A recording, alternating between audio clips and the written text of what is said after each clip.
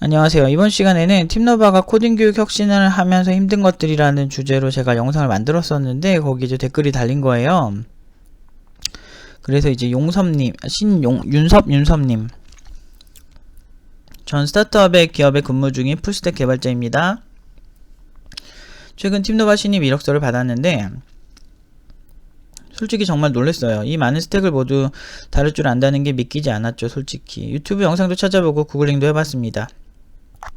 사실 팀노바가 정말 거짓말이라면 벌써 다 들통났을 거라 생각해요. 적지 않은 시간 동안 거의 1년을 넘게 하는 것 같더군요. 아니면 코멘트 달아주세요. 주입식 교육이 아닌 팀 단위 스스로 쉽게 말해 1년 넘게 삽질하면서 개발했다고 하니 실력이 안 좋을래 안 좋을 수가 없을 거라 생각해요. 물론 1년이란 시간은 솔직히 긴 시간은 아닙니다. 1년 반 내에서 한 2년 사이라고 보시면 돼요. 제가 높이 평가하는 부분은 개발이에요. 개발 컴퓨터 프로그래밍이 아닌 개발이요.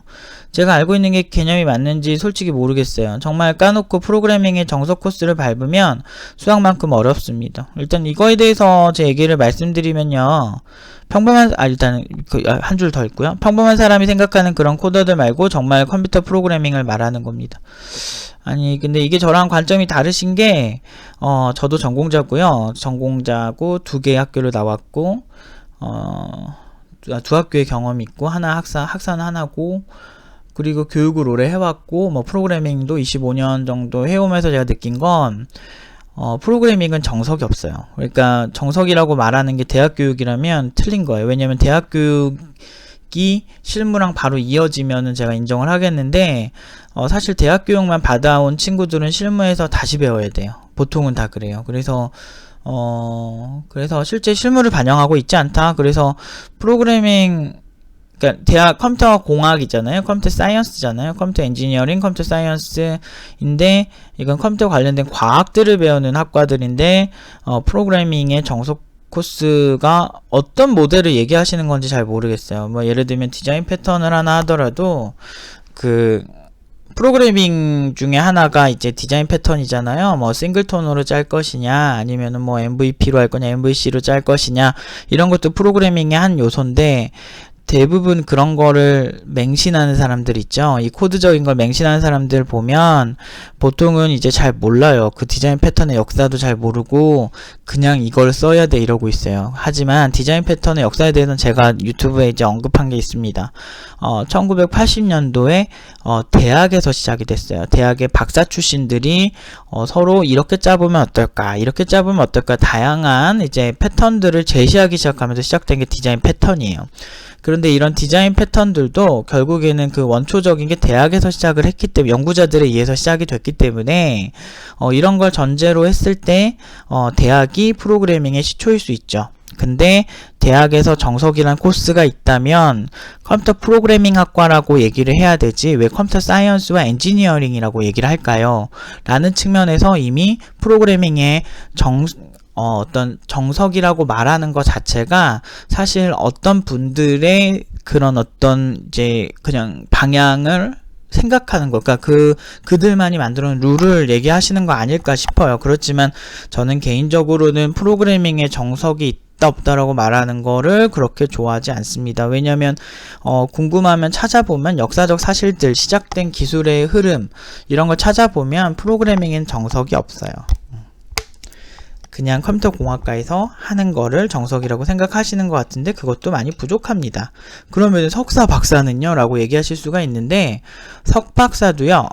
이제 석사와 박사와 학사의 가장 큰 차이는 석박사는 특정 한 분야를 깊게 파고드는 스타일이 굉장히 강하고 학사는 두루두루 배웁니다. 그런 점에서 사실 컴퓨터 프로그래밍은 정석이란 게 없어요. 그리고 컴퓨터 사이언스나 이런 뭐라고 해야 되지? 사이언스나 이런 엔지니어링은요, 기본적으로 어떤 개발, 무언가를 만들어내는 거에 이제 더 특화되어 있는 거지, 그냥 프로그램을 전개하는 그 자체, 알고리즘적인 거에 그렇게 특화되진 않아요.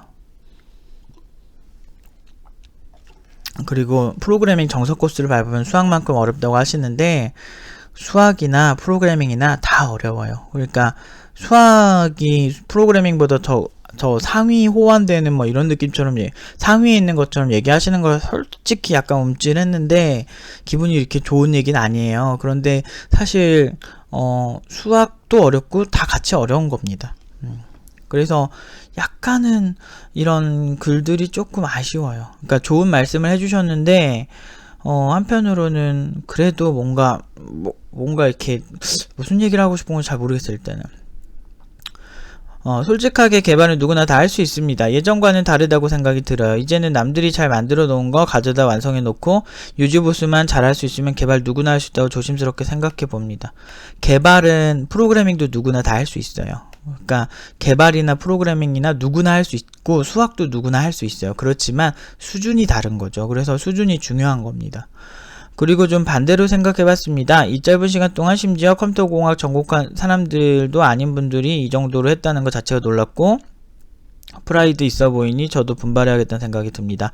솔직히 팀노바 포폴 따라 만들어서 실력을 더 키워야겠다는 생각밖에 안 들었어요.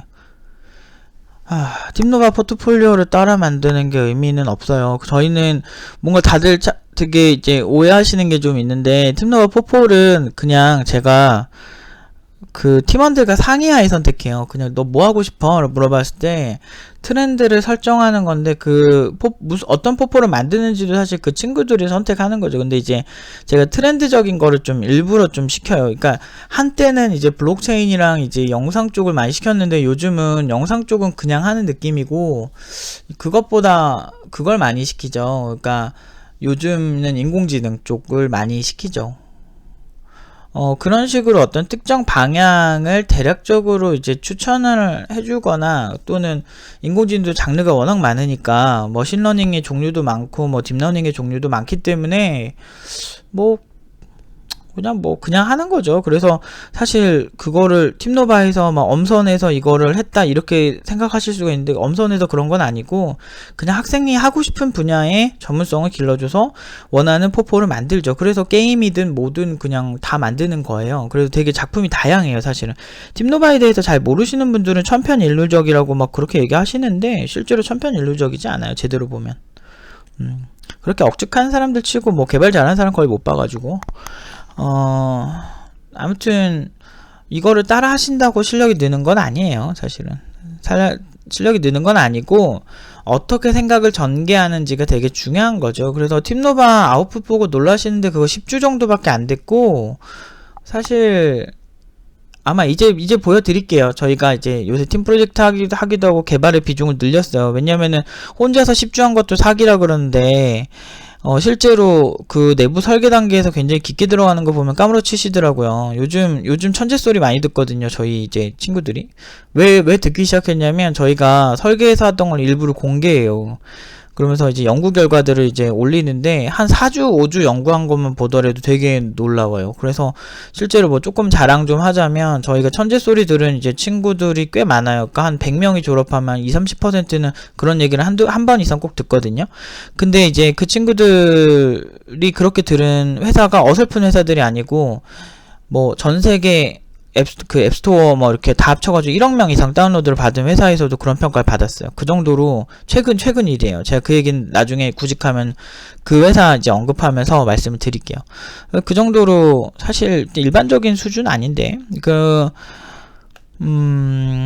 여기서 이제 좀 틀린 게요. 컴퓨터공학 전공한 사람들도 아닌 분들이 이렇게 하시는데 컴퓨터공학 전공자들도 많고 절반 이상은 비전공자인데 한 30% 정도는 전공자들이에요. 그래서 근데 그 전공자들이 전공한 느낌보다 실제로 그 여기 와서 성장한 게 훨씬 많아요. 그래서 전공자들 이렇게 놓고 한 번씩 제가 물어봐요. 야, 전공자 손 들어 봐가지고 다 전공자들이 손 들고 이제 얘기를 굉장히 많이 하는데 뭐 대부분은 그렇게 막 전공자의 포스가 있고 그런 친구는 거의 없어요.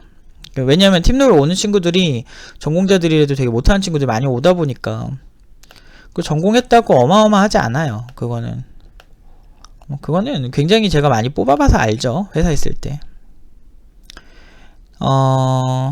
대다수들이 의심하고 욕하는 이유에 대해서 대충 알겠더군요. 대한민국 사회는 실력 있는 사람이 인정받을 수 있는 분위기가 아닌 것 같다는 생각이 듭니다.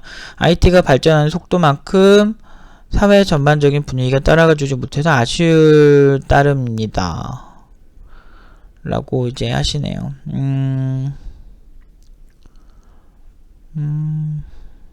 뭐 그렇죠 뭐 팀노바가. 우리나라에서는 너무 잘하면은 시기질투 받고요. 그리고 나는 근데 진짜 그래도 마음 알아주시니 감사하네요. 그래서 나는 내가 잘하면은 인정받을 줄 알았어요. 그런데 욕을 그렇게 엄청 먹었죠. 아니 근데 나는 진짜 되게 찌질한 게,